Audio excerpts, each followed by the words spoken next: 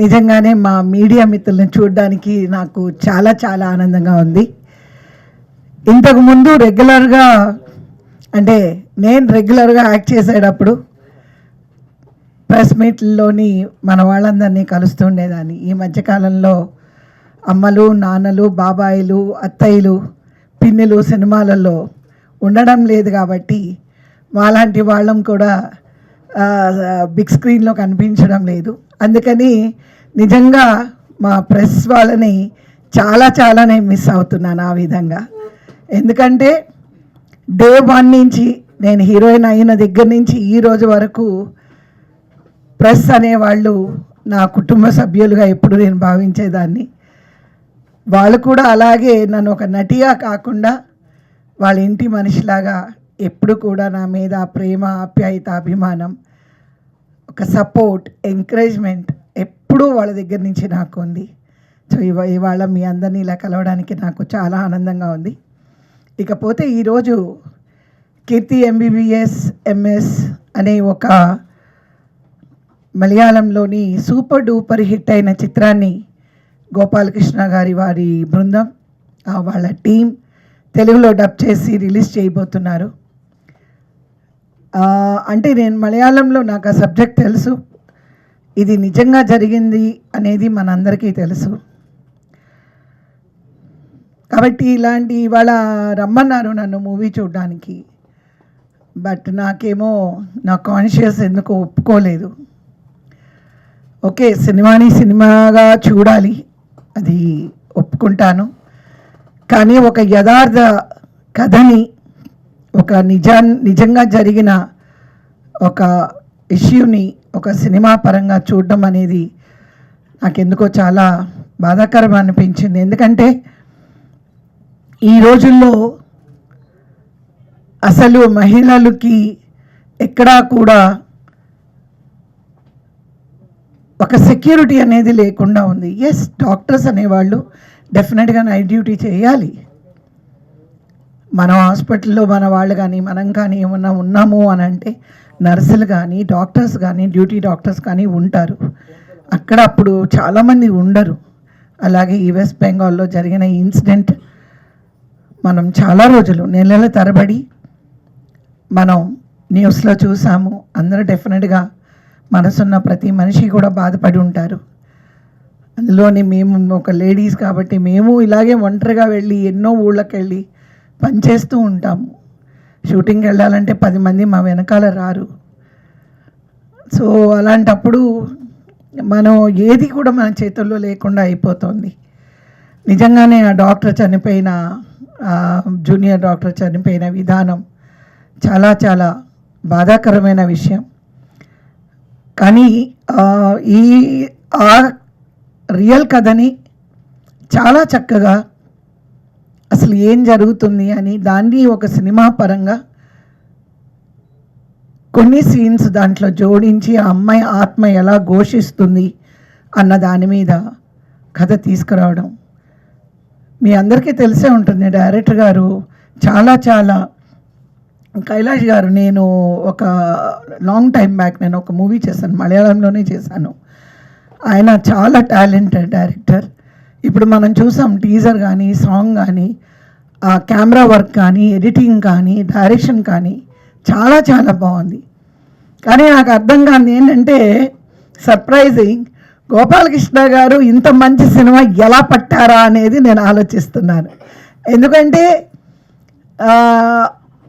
ఇంత మంచి సినిమా మనకి అంటే ఒక చిన్న ప్రొడ్యూసర్కి దొరకడం అనేది, ఎందుకంటే చాలా పెద్ద ప్రొడ్యూసర్లు అందరూ ఏం చేస్తారంటే ఎక్కడెక్కడ ఏ లాంగ్వేజ్లో ఏ సినిమాలు బాగున్నాయని చూసి ముందు వాళ్ళే కొనేస్తూ ఉంటారు.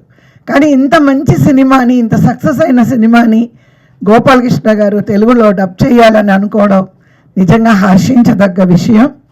డెఫినెట్గా ఈ సినిమా సక్సెస్ అవుతుంది.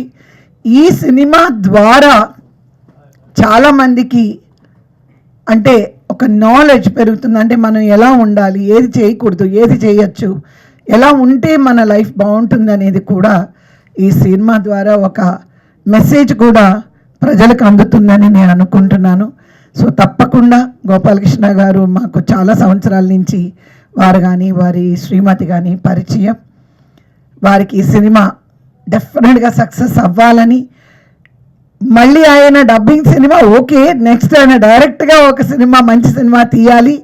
ఆ సినిమాలో అమ్మలు, నాన్నలు, పిన్నులు, బాబాయిలు అలా అంతా ఉండి ఒక మంచి కథా చిత్రం తీసుకోవాలి అనేది నా కోరిక.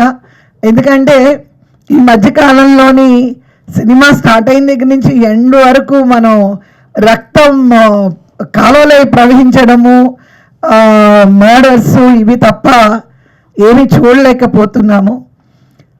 కుటుంబంతో వెళ్ళి ఆహ్లాదంగా సినిమా చూడాలని నా కోరిక.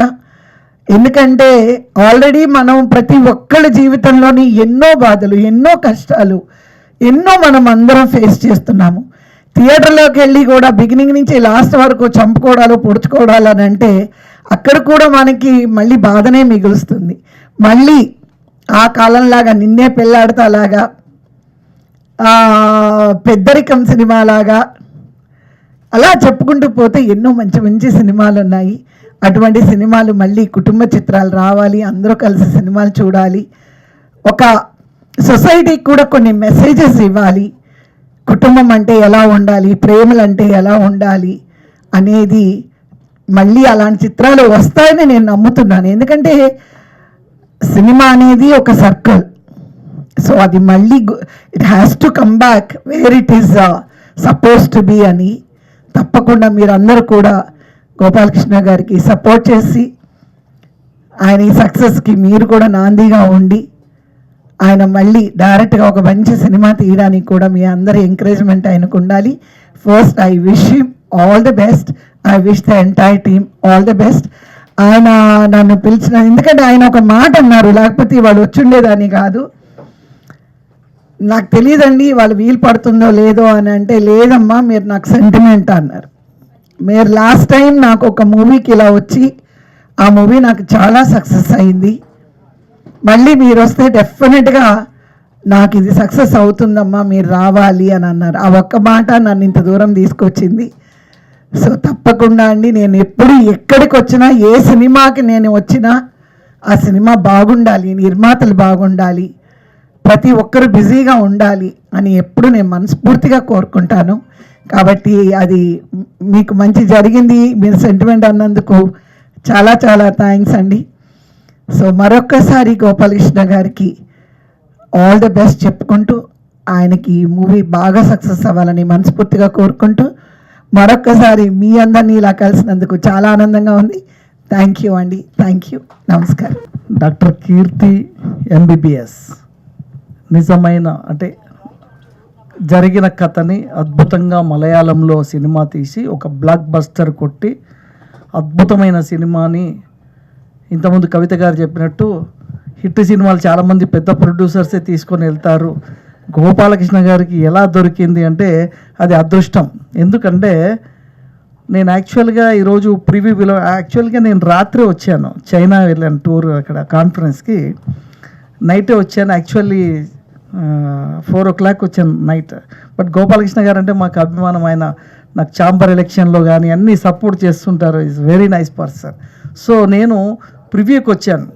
ప్రివ్యూకి వచ్చినప్పుడు నాకు నిద్ర మత్తులో ఉన్నాను. ఈ అసలు ఏం చూస్తానో ఏమో అనుకున్నాను. బట్ ఎక్స్ట్రాడినరీ మూవీ అండి.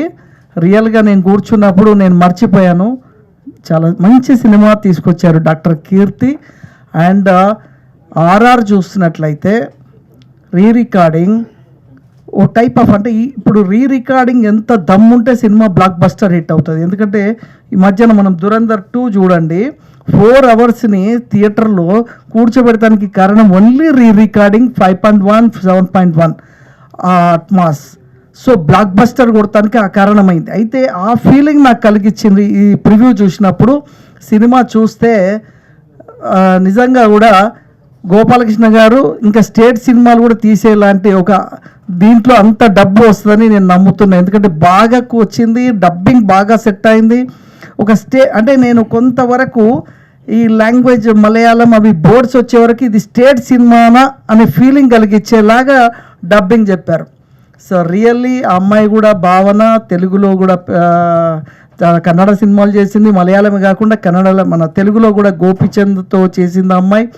అండ్ రికగ్నైజ్డ్ ఆర్టిస్టులు, రికగ్నైజ్డ్ టెక్నీషియన్లు, ఆయన బ్లాక్ బస్టర్ కొట్టిన డైరెక్టర్ షాజీ కైలాస్, మరి ఇంతమంది సూపర్ హిట్ తోటి గోపాలకృష్ణ గారు, ఆయన చెన్నై నుంచి ఆయనకు సినిమా ఇండస్ట్రీ మీద అనుభవం, దాదాపు 40 సంవత్సరాల అనుభవంతో మరి అద్భుతమైన సినిమాని మరి పట్టుకొని వచ్చి తెలుగులో రిలీజ్ చేసి మరి చాలా సినిమాలు డబ్బింగ్లో వచ్చి బ్లాక్ బస్టర్ కొట్టి ₹1 కోటి సినిమాని 300 కోట్లు చేసిన ఉదాహరణలు ఎన్నో ఉన్నాయి. ఈ మధ్యన మహావతార్ కూడా చిన్న సినిమా 300 కోట్లు కలెక్ట్ చేసింది ఆ సినిమా.